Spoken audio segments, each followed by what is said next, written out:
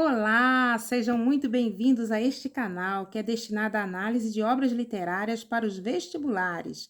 Na videoaula de hoje, vou continuar analisando a obra As Mentiras que os Homens Contam, de Luiz Fernando Veríssimo, obra indicada para o primeiro exame de qualificação da UERJ 2025.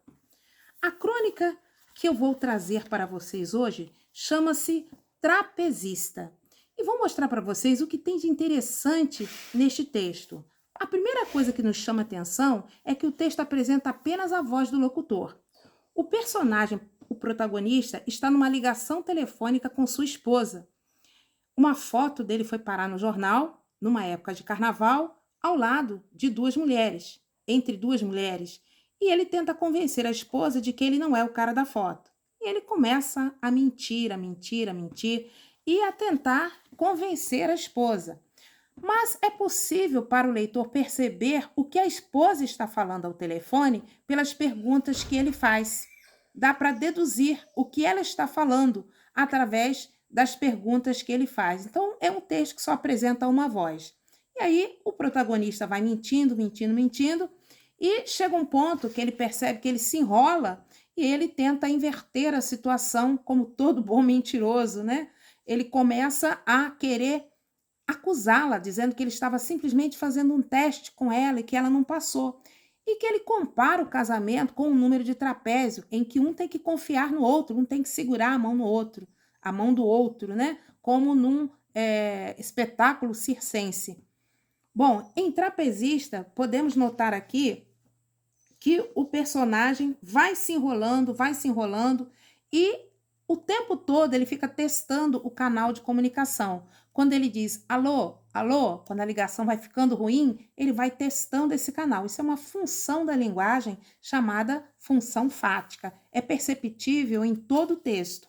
Ele vai enrolando a esposa, chega um momento que realmente a ligação fica ruim e ela não escuta o que ele fala. Ele se aproveita disso e refaz a sua fala, fica um pouco mais carinhoso com ela e com isso ele consegue realmente salvar o seu casamento, salvar seu relacionamento.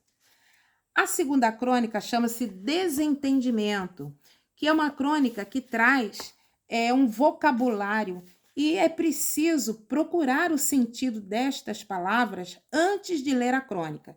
Então, são três palavras importantes para o entendimento. A palavra kit, que foi criada no século XIX para classificar produções artísticas consideradas inferiores, feias, exageradas, de mau gosto. Figurativismo, que é uma arte que representa a natureza humana e objetos criados pelo homem de forma realista para serem identificados, para serem reconhecidos. E também é preciso procurar, você precisa procurar o sentido da palavra abstracionismo. Procure aí no seu dicionário o que significa abstracionismo. Anote aí.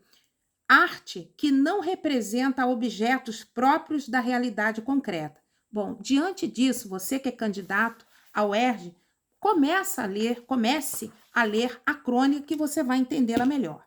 Bom, em Desentendimento, é uma crônica, né? Desentendimento é uma crônica narrada em terceira pessoa também. E apresenta aqui um personagem chamado Paulo Otávio, que tem um gosto muito estranho. Ele vê uma pintura na parede de um bar e contrata o artista para fazer essa pintura no seu apartamento, o apartamento que ele ia inaugurar. E o pintor chama-se Amaury. Ele tinha deixado o telefone ali na pintura, né? E com isso ele vai até a casa do Paulo Otávio e começa a pintar. Só que ele fica muito empolgado e resolve fazer um quadro chamado A Odisseia do Homem na Terra. Então ele pinta muito, né? Ele vai fazendo um esboço, o que causa um estranhamento em Paulo Otávio, desde os tempos bíblicos até a chegada do homem à lua. Isso desagrada, né, o Paulo Otávio, porque não era isso que ele queria aquela pintura do Barra, que era kit. Aí ele discute, a Amaury continua pintando, depois ele dispensa o Amaury, olha para a parede e pensa, né, será que vale a pena mandar apagar? Aí ele olha aquela imagem que inclusive combina um pouco com o seu apartamento, que contém também coisas de muito mau gosto. Ele usa um macacão abóbora, ele tem um ventilador muito antigo, ele tem anão de jardim, ele acaba deixando porque ele acha que os amigos, quando chegarem, vão dizer maravilha, maravilha, querendo dizer, claro, que horror, que horror. A crônica traz aqui um paradoxo, né? Quando o Paulo Otávio vê a pintura no bar, ele olha, né, e pensa que aquela pintura é tão horrorosa que era bonita, por isso que ele se encanta. Então tem muito paradoxo nessa crônica e para entendê-la, como eu falei no início, é preciso consultar um bom dicionário e entender, né, o que significam as palavras kitsch, figurativismo e abstracionismo. Onde essas palavras aparecem? Kitsch é porque a pintura era de muito mau gosto, né? Era feia, era exagerada, mas que agradava ao Paulo Otávio.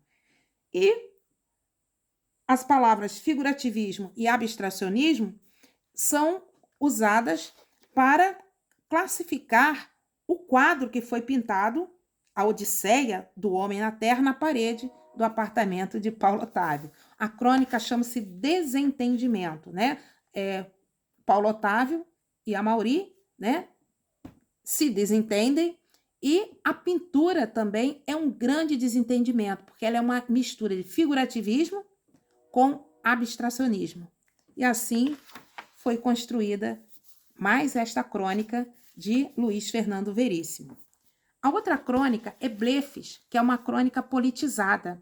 É uma crônica que começa falando sobre o blefe no jogo de pôquer. E ela diz que o blefe é um lance tão legítimo quanto qualquer outro no pôquer.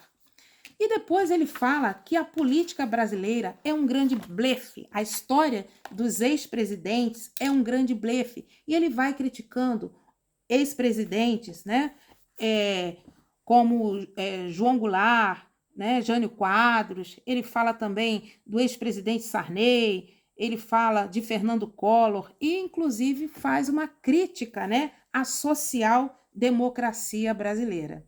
Bom, por hoje é só, espero que vocês tenham gostado, deem ali um joinha, e compartilhem este vídeo para continuarmos, né, a fazer a análise das mentiras que os homens contam. Até a próxima!